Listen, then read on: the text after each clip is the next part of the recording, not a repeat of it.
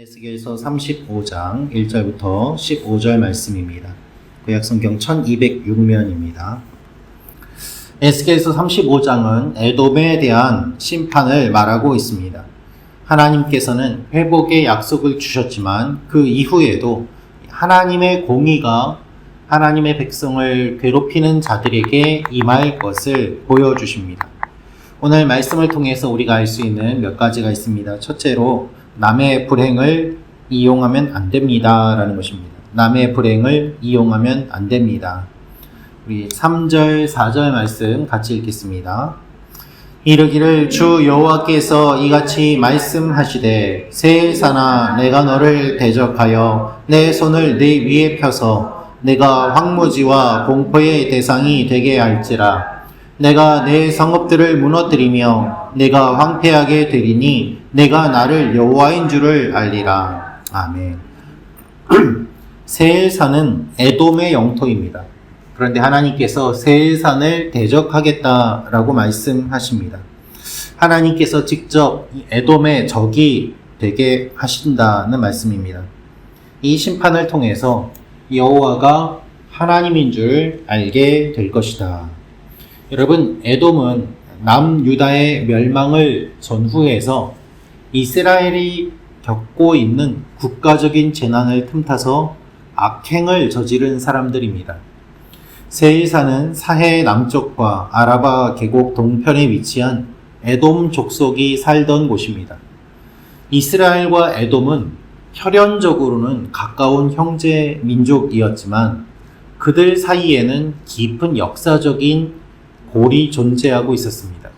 그래서 계속해서 갈등하고 또한 이스라엘을 공격하는 일들이 수시로 일어났는데 바벨론의 공격을 받아서 이스라엘이 어려움을 겪게 되자 에돔이 그 틈을 타서 이스라엘을 공격해 들어오고 바벨론이 예루살렘을 공격할 때 형제 나라를 돕기는커녕 더욱더 괴롭게 한 것을 하나님이 기억하신다는 말입니다. 도망치는 유다 백성을 칼에 넘겨주고 그들도 함께 바벨론과 동참하면서 영토를 약탈하는 잔혹한 모습을 보였습니다. 여러분, 우리는 다른 사람의 불행을 기뻐하거나 그 고통을 자신의 이익을 위해서 이용하면 안 됩니다. 예를 들면 다른 교회의 아픔이 우리 교회의 기쁨이 되어서는 안 되는 것이죠. 다른 교회의 어려움이 우리 교회의 부흥의 계기가 된다면서 기뻐한다면 그것이 어떻게 하나님이 기뻐하시는 모습이겠습니까? 우리는 다 한 교회지 않습니까? 마찬가지입니다. 성도들의 어떤 한 사람의 고통이 나의 유익이 될 수는 없는 것입니다. 우리는 원한을 품지 말고 용서하며 남의 아픔을 이용하지 않고 도움의 손길을 내밀어야 합니다. 아파하는 모습을 보면서 같이 긍휼한 마음을 품고 손을 내밀며 그들을 섬기려고 할 때 하나님께서는 기억하시고 기름 부어주시고 축복해 주시는 것이죠. 누군가의 슬픔이 나의 유익이 되지 않도록 그 슬픔에 같이 동참하며 애통해 할 때 하나님께서는 그 모든 것들을 다 갚아주십니다. 그래서 이웃의 아픔에 함께하는 사랑의 공동체가 될 때 하나님의 일이 우리 가운데 일어나는 것을 우리가 모두 다 보게 되는 것입니다. 이것을 기억하며 우리 모두 한 형제 자매로서 서로의 기쁨과 하나님의 돌보심과 부흥을 위해 기도하는 이 아침이 되기를 원합니다. 두 번째로 알 수 있는 것은 하나님의 땅을 탐하는 자는 하나님을 대적하는 것입니다.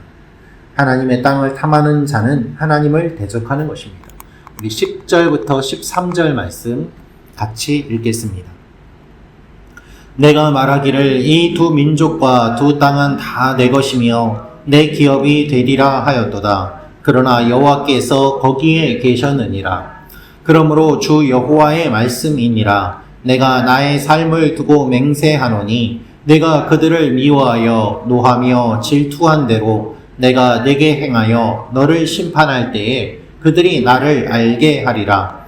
내가 이스라엘 산들을 가리켜 말하기를 저 산들이 황폐하였으므로 우리에게 넘겨주어서 삼키게 되었다 하여 욕하는 모든 말을 나 여호와가 들은 줄을 내가 알리로다.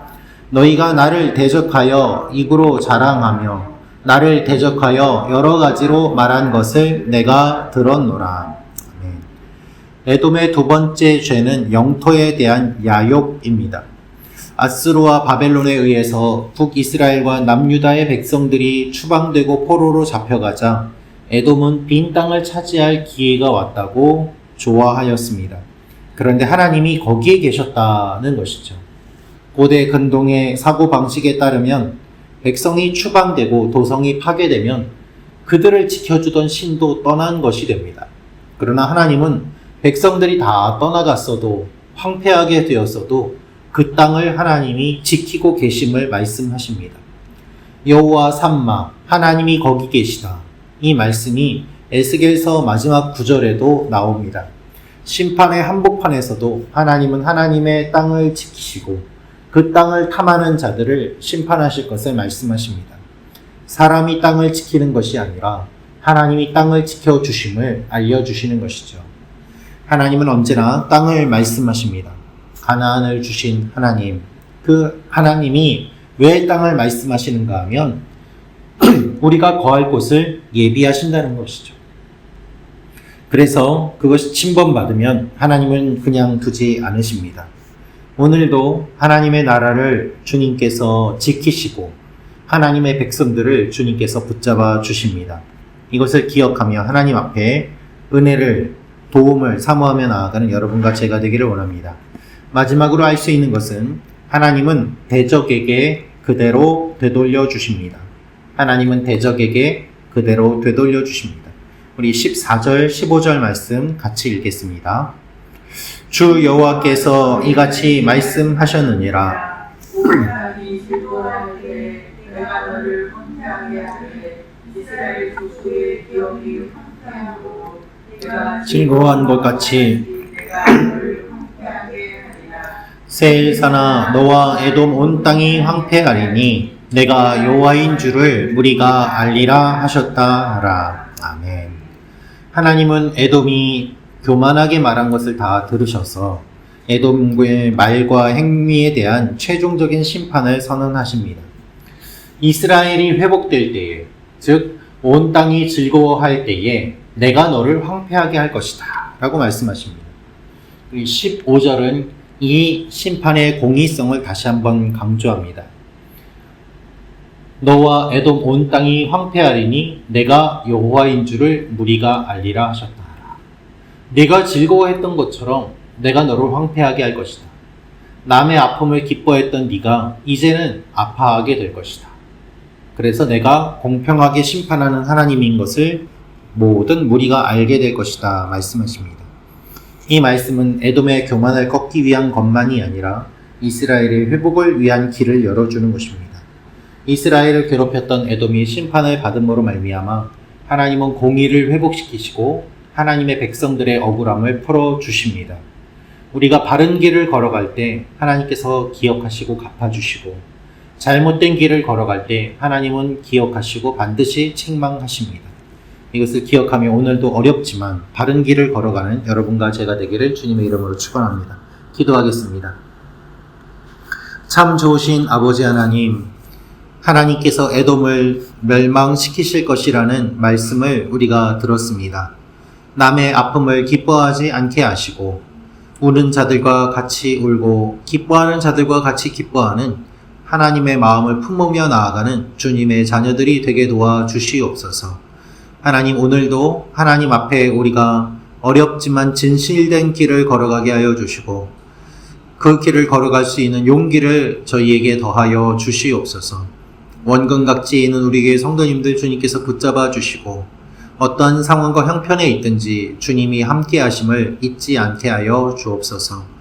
모든 것을 주님께 맡기며 감사드리며 예수님의 이름으로 기도합니다. 아멘. 구독과 좋아요는 사랑입니다.